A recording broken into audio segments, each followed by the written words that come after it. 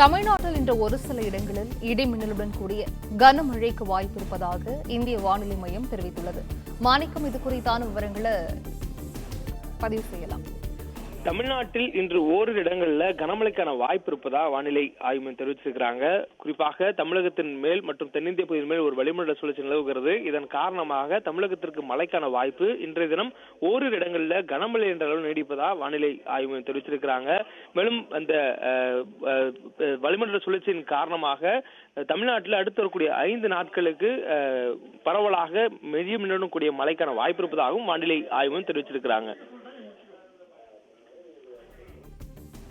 நன்றி மாணிக்கம்.